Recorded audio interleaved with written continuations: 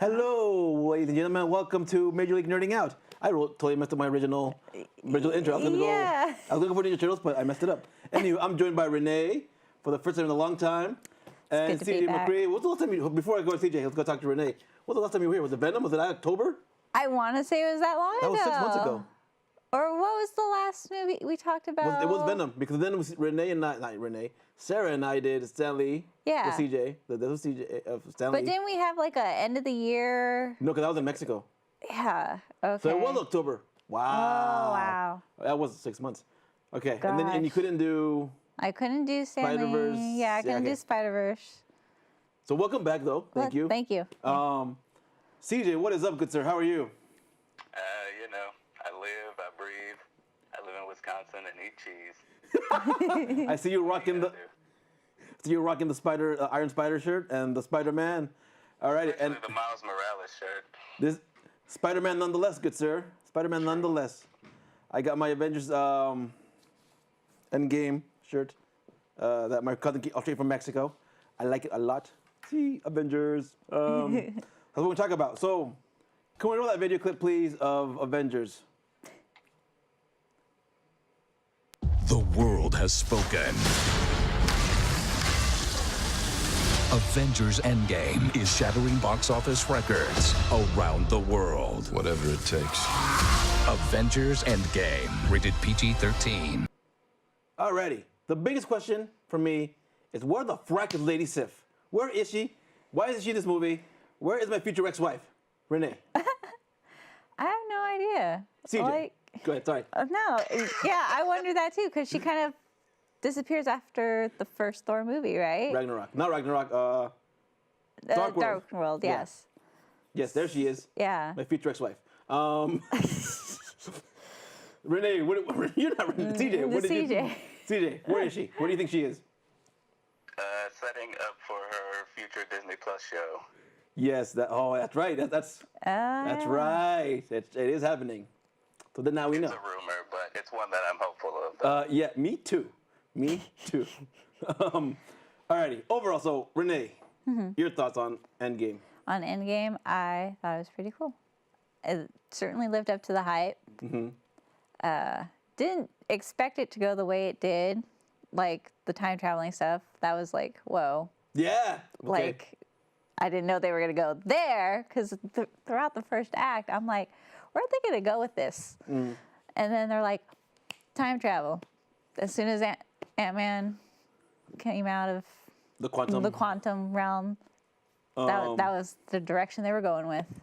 What was I gonna say?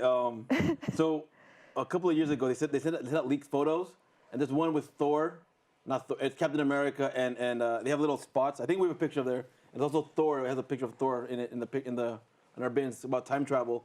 But I think like 2 years ago, they kind of like, we're going back to time travel because that's the suit from 2012 Avengers. So I'm like, what is that? CJ, what did you think about the time travel aspect? I did like it, but we will go into that. CJ, what are your thoughts?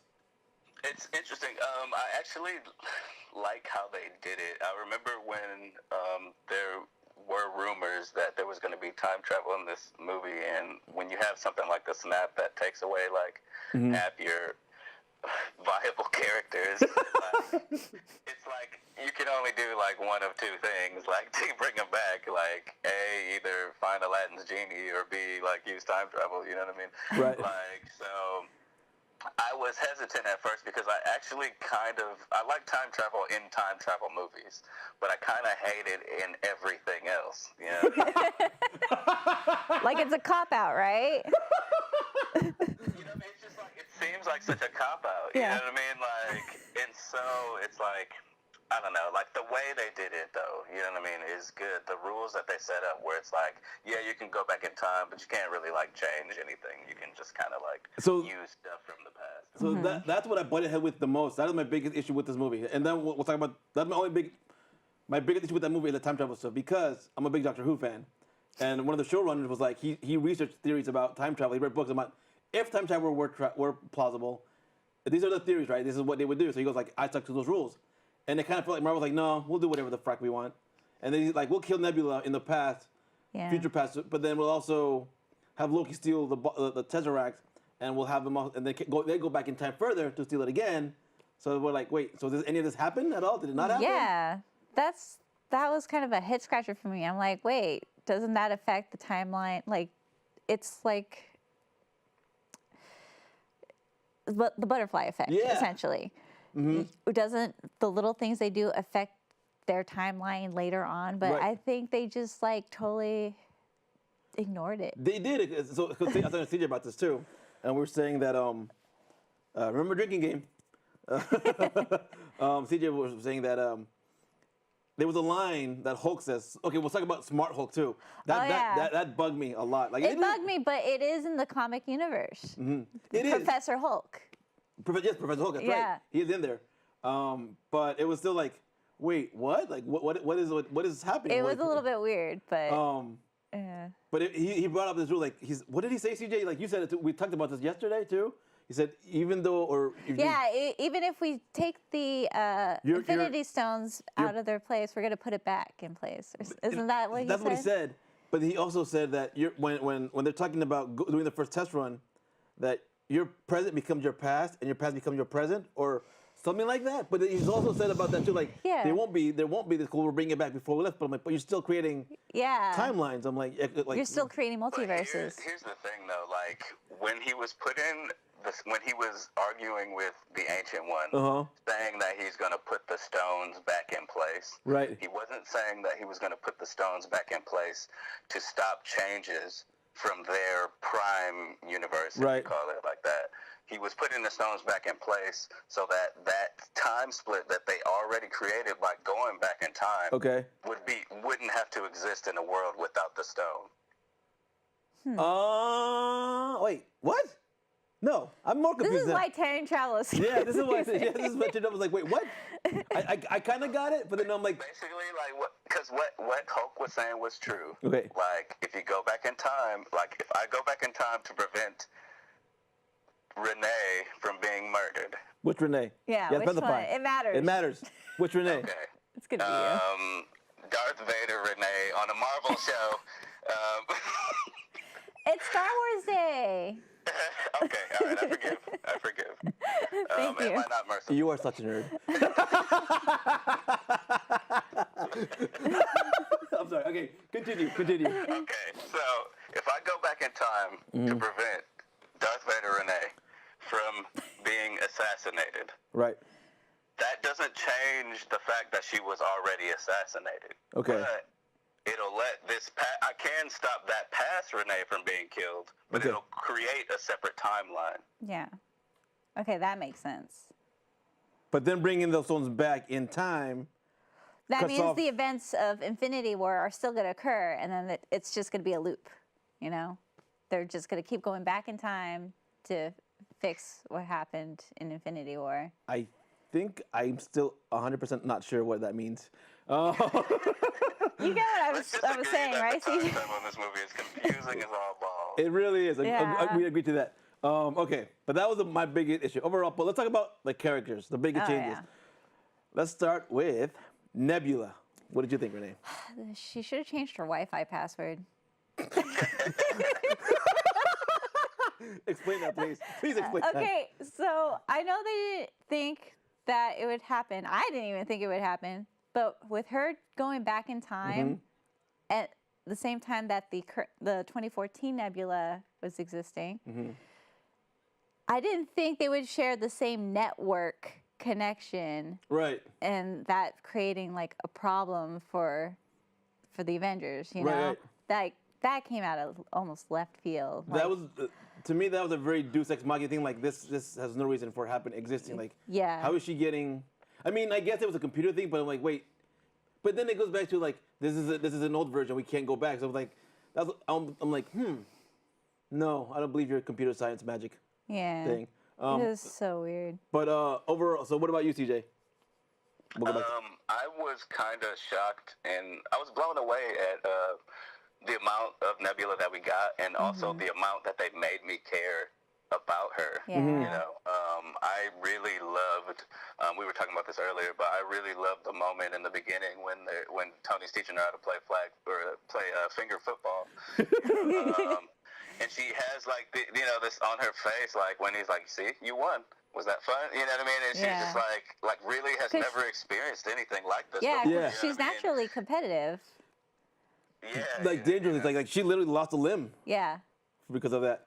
That I was just as a fan of Karen Gillan as an actress, because I love me redhead, as you Yeah.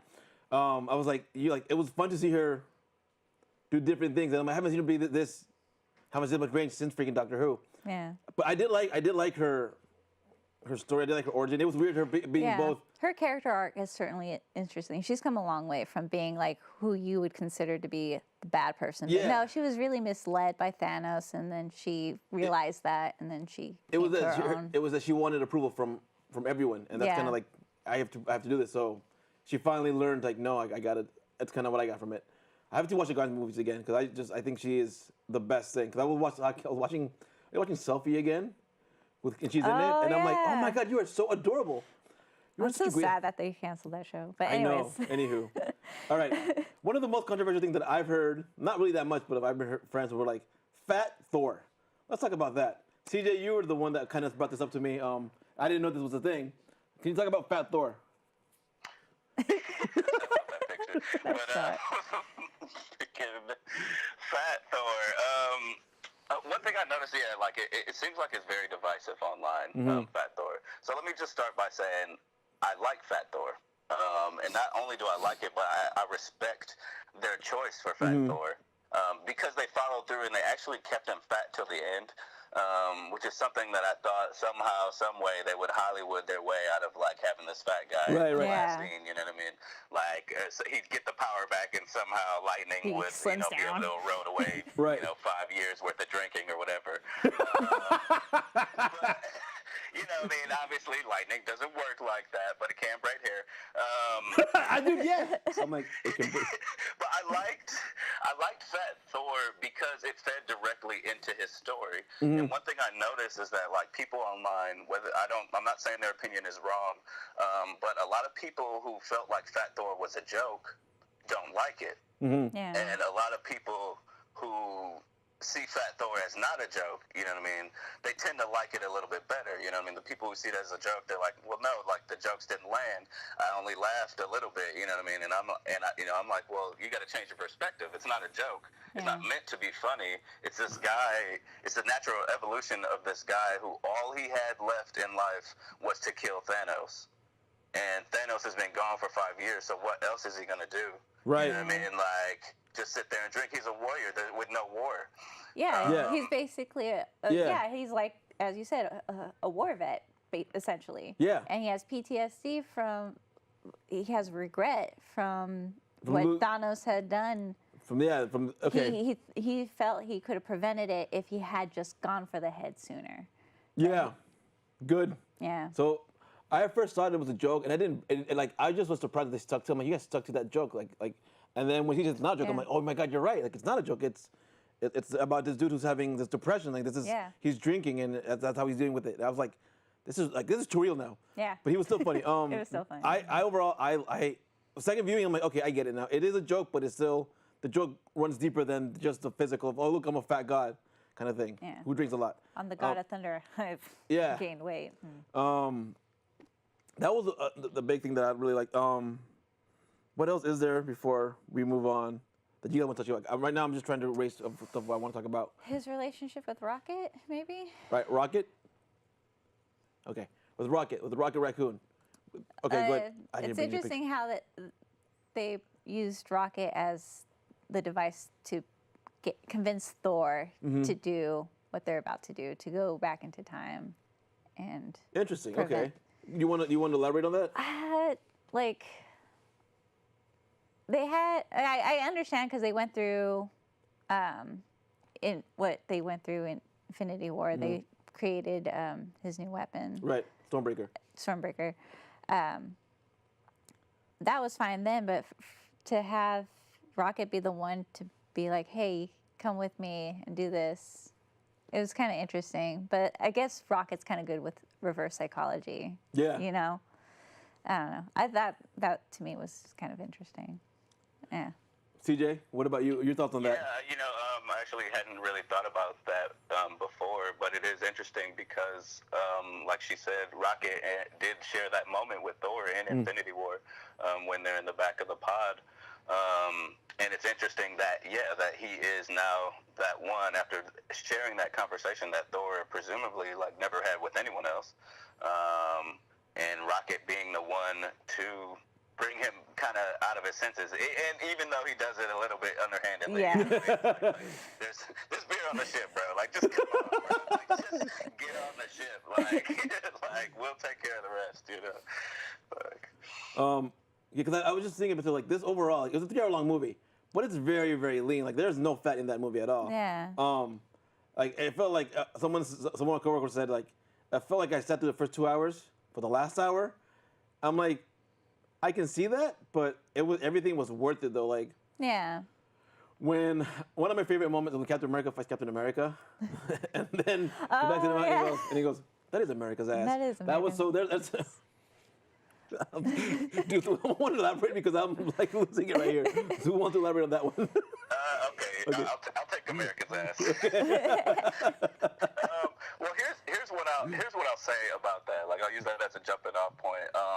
In that, what I love about this movie are the callbacks. Yes. Okay. Yes. Yeah. When you're watching this movie, initially you're very aware of the cliffhanger that it left you with. Right. But you're also become very aware that this is a sequel to 22 movies. Yeah. You know what I mean? Like, this movie has so many callbacks to, like, it literally references at least every movie after Avengers, the first Avengers. Right. It references at least every movie after that and a couple of movies before that. Nice. Like, there are things that, like I was talking to you about the other night, like things that we didn't necessarily need to know. Right.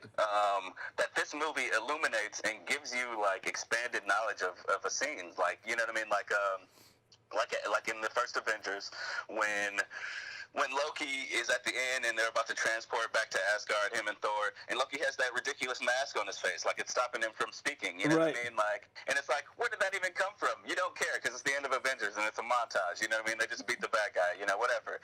But like this movie actually shows you how he got that on his mouth, and it's like I didn't ask that question, but I know the answer to that now. You know what I mean? Like. All right. You got one that you want to talk about?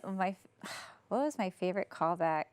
Oh my god. Or anything, just a favorite joke or just a favorite moment or whatever. Well, I did like the callbacks because it was nice. Oh gosh, what was the one that really got me? Because I want to talk about two things before we. Okay. You know what? It was all good. Just Okay. Go on. Let's go on. So the first one I want to talk about is when Captain America holds in the wheels of Meow Meow. Thor's hammer. Oh yeah. That was amazing. The first time I saw it, I screamed, I'm like, yes! Cap did it! I And then remember. when Thor was like, yeah, I knew it! That was awesome. I was just like, oh my God, that is like, the closest thing I've ever saw was when I was in high school. I read the Justice League Avengers crossover. and Yeah. Superman like picks up Mjolnir and has Captain America's shield. And you see him throw the hammer, and it was like, that was the closest thing I've seen to that. I mean, Yeah. if that was real, that'd be amazing. That'd be, and then TJ was telling me too about Cap facing down towards Thanos' army. It's just like Cap, like that epic shot, like just like hordes and hordes of the villains, and then just Captain America, and then one more. Sorry, and then we're gonna move to the other one I want to talk about. When it says Avengers, assemble. I laughed so much. I've been waiting. So the past 3 Avenger movies for them to I finally say. teared up when I heard I did too. I was like, oh my God. "Ah." CJ, what was your take on out of those before? What did you think of that? I mean, you already know. Like, to me, like that, you already know, man. Like, because it was like those 3 moments. To me, like in succession, were like the coolest moment I had seen in cinema. You know what I mean? Right. Like first, Cap grabs the hammer, and I'm like, whoa! Like this is the coolest thing. Like. In the MCU right now, you know what I mean? Like, this is the coolest moment. He picks up that hammer, like, and I've seen it twice in theaters now. Both times, somebody screamed when that happened. Like, both times. If it was, you know what I mean? The first time, obviously, like, more people were like, yeah, you know what I mean? And it's dope. It's awesome. And it's another callback probably the greatest callback in the movie. yeah. You know what I mean? Obviously, a callback to Avengers 2 where he almost picks it up. Yeah. And I've heard some interesting theories about like why he couldn't pick it up then and why he can pick it up now, Right. which I think are cool. But which leads to the second, like that second moment that you mentioned, which to me is the most epic moment in all of cinematic history. Like, you can fight me on that. If you got a better one, I'd love to see that movie. But freaking, Me too. I want to see that movie. It's the most epic moment in all of cinematic history when Cap is facing down. The most epic shot, I should say. It's a shot. It's a great shot. Standing alone with a broken shield, facing down the entire Thanos army, and like I'm like, dude, I want that as a painting, like on my wall. Like that was amazing looking. You know what I mean? Mm-hmm. And it's just like, you know that he doesn't have a chance, but he is Cap, so he's gonna fight until he's dead. You know what I mean? Like, it's so epic. Mm-hmm. And then of course, the next moment, you know what I mean, that happens like maybe not even 30 seconds after that, and like that is like the greatest moment of fan service in comic book history, I feel like, and it's so earned and it's so well deserved as soon as you get it, you know what I mean? Yeah. Okay. No, that was like, you know, my out of all those three, the one top is just him saying Avengers Assemble, followed by Meow Meow, and then that shot. But okay, two things I want to talk about. Iron Man at the end. Was that earned? I thought that wasn't earned. I thought that it happened because, like, well, we're out of it, but I don't think he needed to die. I don't think he needed, like, it was out of... Yes and no. Okay, go ahead. Explain that. I've heard some things online about why they had to end Iron Man because they can't afford Robert Downey Jr. anymore. Mm-hmm. So that may be why they had to kill off his character. So I felt like his end was fitting, but at the same time, it's like, oh, he's gone. It's bittersweet. Okay. If anything, you know. Okay. God. All See, right. what are your thoughts? We talked about it, but I want you to share to the world. Well, yeah, because I mean, they spend most of the movie giving the character closure. On the one hand, if they did all of that and then he stays alive, that kind of makes all of that null and void. You know what I mean? Like, True. he literally had once he gave the world a daughter and he had become made his peace Right. with pretty much the world. He had given the world all he really could. He had already spawned the Age of Superheroes. He had Right. already spawned the Avengers. Right. The only thing, after he had a daughter, the only thing left for him to do was make peace with everybody else. Right. So he made peace with Cap. He made peace with his father. Right. He made, he took out Thanos, the threat that he himself had feared forever. And maybe the threat that he, even by inventing himself, called upon the world. You know what I mean? He wrapped up everything that he started. So in a sense, story-wise, yeah, he kind of did have to die. Okay. See, I still, like, I knew that he was gonna, like, when I saw them bring a kid, I'm like, he's gonna die. Like, I kind of, like, okay. I still felt, maybe because I'm not a big Iron Man fan at all in the comics, I just like, I like his interpretation of the character. Mm-hmm. And I see what you're saying, CJ, like, he should have died. I still feel like he shouldn't have, I still feel like it was kind of like, the snap was like, no. I don't feel it was, because they were giving him closure, like CJ says. It was just like, I don't think it was just justified yet. Like, I still think he had a little bit more to go through. But on the second time, when I messed around, I missed this the first time. When he snaps his fingers, he says, I am Iron Man. Yeah. I might have to call back to the first movie. Yeah. And I'm like, oh my God, like, okay, this makes sense now. Like, the second time around, I saw it a little bit more. Maybe because I knew what was happening, what was gonna happen. But that was like, okay. So I was like, I'm still not sure if he deserves to die or not. I'm gonna see it again because I just need closure. And fuck, I love Frack. I love that. Closure. I love that movie. Yeah. I love that movie. That movie by far, it's just probably, I think, I teared up again just watching. Okay, I was gonna talk about the A4, but we don't have time. Oh, yeah. The one other thing I want to talk about is Captain America and Peggy Carter at the very, very end of the movie. Who wants to take that one? Because I can go off on that one. I can whack Rhapsodies about that. But who wants to go first about that one? CJ. Fine, you. No, I'm joking. Fuck yeah, bro. Yeah. Thank you guys for giving him a happy ending because, like, he was such a tragic character. Because, like, he gives his all for everyone. You know what I mean? Like, he gives his all for the little guy. Like, Cap is a character that, like, sacrifices everything. You know what I mean? And so it's good to have him, to give him such a poetic ending. You know what I mean? Like, this dude sacrifices everything for the American dream. And guess what he got in the end? The American dream. Yeah, he did. He did. He got what he wanted. He got what he wanted. He got that's all. He got his girlfriend. He got the last dance. And when he brought it back to you, it was like he finally got his last dance. And that shot of Peggy on his chest, I was like, dude, I was tearing up again like a little punk. I'm like, oh my God. Like, I was just like, that killed me. We have 45 seconds left, I think. 45 seconds Yeah. left? What do you want to talk about? No pressure. Okay, well. Oh, my favorite callback was the Hail Hydra thing. When he was That in was the elevator with those Hydra agents. Yep. Or their shield, but they were secretly we all know they were Hydra agents. That was good. Okay. I was like, oh God. So overall, okay. He said the line. Okay, so last thoughts, guys, before we move on for the next one, whenever we come back.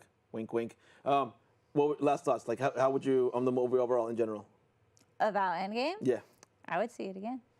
CJ? And again and again. Awesome. It's great. It's the most Marvel movie I've ever seen.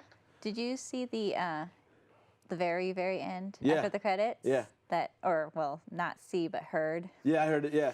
It was a nice little callback. It was to Iron Man, and then I just Yeah. like overall, I just watch it. Like you don't, I don't know. We've sat through 10 years of these movies, so I'm invested.